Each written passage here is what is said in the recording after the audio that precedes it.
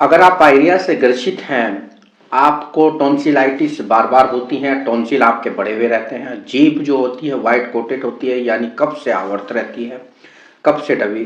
जब भी आपकी जीभ वाइट कोटेड होगी तो समझिए कि वो कफ आप में बढ़ा हुआ है और टॉक्सिन मटेरियल के रूप में आम भी बढ़ा हुआ है।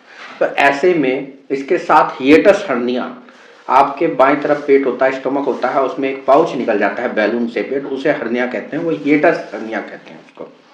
डकार बहुत ज़्यादा आती हो, ऐसी कंडीशन रहती है। आपके बार बार अल्सर मुंह में होते हों और इसके साथ मसूड़े फूले हुए होते हैं तो मुख रोग में। और अगर सोच करते हुए आपको किसी भी प्रकार से चिपचिपापन महसूस होता हो तो अपने स्टूल में, या आपको जब फ्लैश होने जाते हैं तो फ्लैश करने के लिए, वॉश आउट करने के लिए ज़्यादा पानी फ्लैश पे डालना पड़ता हो और मल जो है वो आपका जो पोर्ट होता है फ्रेश होने के लिए उस पर चिपकता हो, तो ऐसी कंडीशन में कफ ज़्यादा बहुल्य हो जाता है।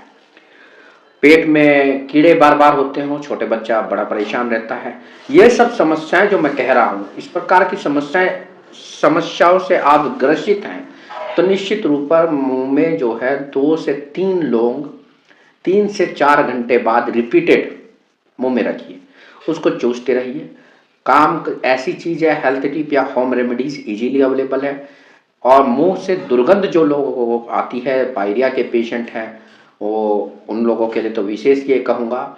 और यहाँ तक कि जिन लोगों को बोलने की दिक्कत रहती है बार बार, उनका हाई वॉल्यूम की जॉब होती है, जैसे टीचर्स हैं और गला उनका बैठ जाता है, और उसके साथ ये तो समस्याएं मैं अभी गिना रहा हूँ आपको, इनमें से कोई भी समस्या हो तो निश्चित तौर पर आपके लिए एक बहुत अच्छी होम रेमेडीज बता रहा हूँ।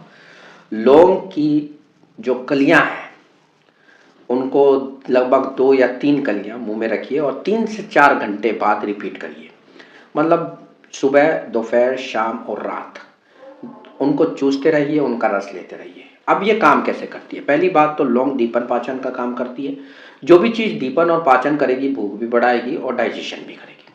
उसमें आम का भी नाश करती है, तो टॉक्सिन मटेरियल न्यूट्रलाइज हो जाते हैं। दूसरी बात वात अनुलोमक होती है। हिटस हर्निया जिन लोगों को होता है तो उनको भी गैस्ट्राइटिस ज़्यादा रहती है या उनको डकारें बार बार आती हैं, तो ऐसे पेशेंट हैं जिनको डकार भी ज़्यादा बार आती है, तो उनको वायु को शरीर के मार्ग से अनुलोमन करती है, कार्बिनेटिव का कार्य करती है, तो वो भी निकाल देती है।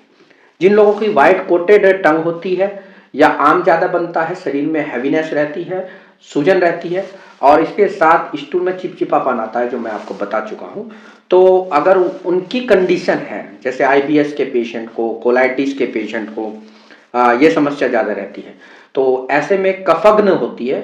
और कफग्न उनके कारण, क्योंकि रस जो होता है इसका कटु होता है, कटु रस की जितनी भी चीज़ें होती हैं वो कफ का समन करती है।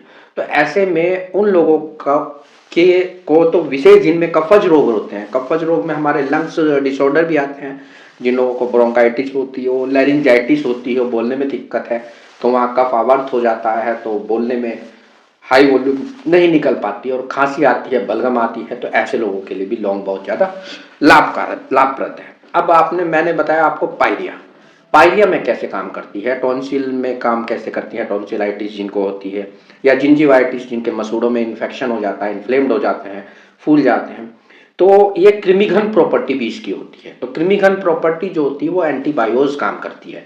वो बायोज जो है चाहे बैक्टीरिया हो, वायरस हो, पैरासाइट्स हो, तो जो इस स्तर पे है तो वो इन्फेक्शन को रिमूव करती है, यानी वहाँ से जो गंदे कीटाणु हैं उनको ख़त्म करती है।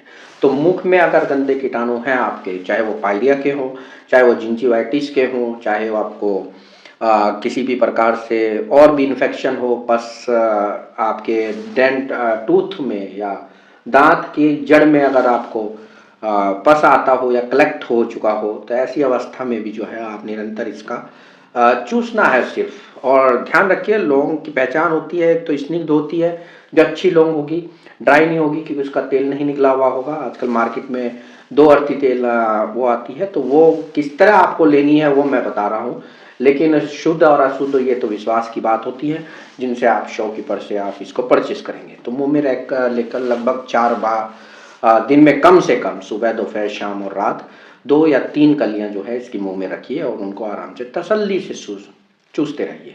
जल्दी कोई नहीं है, जितना देर में चूसेंगे, जितना उसका रस जाएगा वो उतना आम पाचन का काम करेगा, दीपन का काम करेगा, बूस्ट। और दूसरी बात, जिन लोगों को कहते हैं कि भूख तो लगती है, खाने का मन नहीं करता, इसे अरुचि कहते हैं आयुर्वेद में। तो अरोचक जिन लोगों को रोग होता है कि भूख लगती है लेकिन खाने का मन नहीं करता, तो ऐसे में ये रुचि कारक भी होती है, तो आपका इंटरेस्ट पैदा करती है। इसके जो गुण होते हैं कटु वगैरह, तो वो इंटरेस्ट पैदा करते हैं कि खाना कैसे खाया जाए। तो कृमि घन मैंने बता ही चुका हूँ। तो कृमि जो है पैरासिटिसाइड्स पे भी काम करेगी। जिन लोगों को गट के हेल्थ चाहिए, गट हेल्थ के लिए भी बहुत लोग पूछते हैं कि हमारे आंतों के लिए या पेट के लिए बहुत कोई ऐसी औषधि बता दीजिए जो ईजी हो लेने में। तो इससे ईजी क्या होगा कि अपनी जेब में एक लॉक पॉलीथीन लीजिए और उसमें कुछ आप लौंग डाल के रखिए और दिन में 3-4 बार जो है उसको मुंह में रख के चूसिए।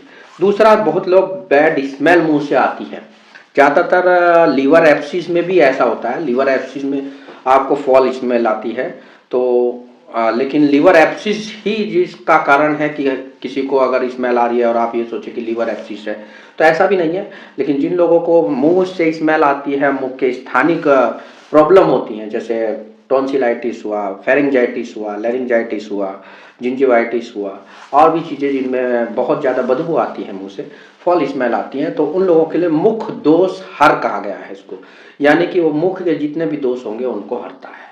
तो लोग कहने में, आपने अब तक देखा होगा, लौंग के तेल का इस्तेमाल दंतशूल में करते हैं, वेदना स्थापक होती है।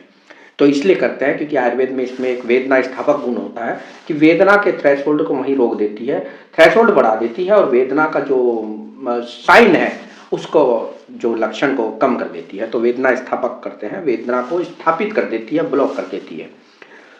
उत्तेजक प्रॉपर्टी की होती है, वृश्य होती है। जिन लोगों को काम वृद्धि चाहिए या सेक्सुअल इंटेंशन चाहिए या नसों में ताकत चाहिए, तो उत्तेजक की तरह भी कार्य करती है। तो उन लोगों को रेगुलर लौंग का निरंतर सेवन करना चाहिए। तो बेहतर चीज़ है, इजीली अवेलेबल है, और इससे चीप ट्रीटमेंट क्या होगा, लोगों की मानसिकता यह है कि आयुर्वेदिक ट्रीटमेंट बड़े हैवी होते हैं।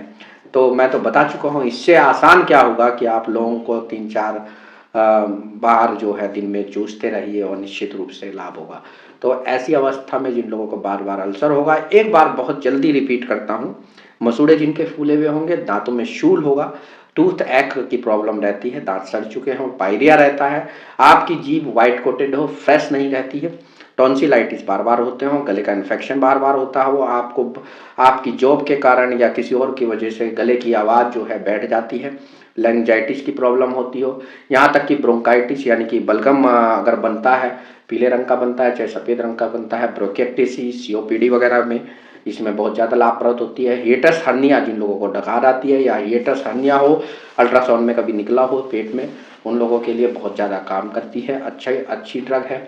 जिन लोगों के स्टूल में बहुत चिकनाई आती है, चिपचिपापन आता है, और जो उनके लिए बहुत, जो सेक्सुअल पावर ज़्यादा चाहते हैं, उनके लिए बहुत ज़्यादा लाभकारी है।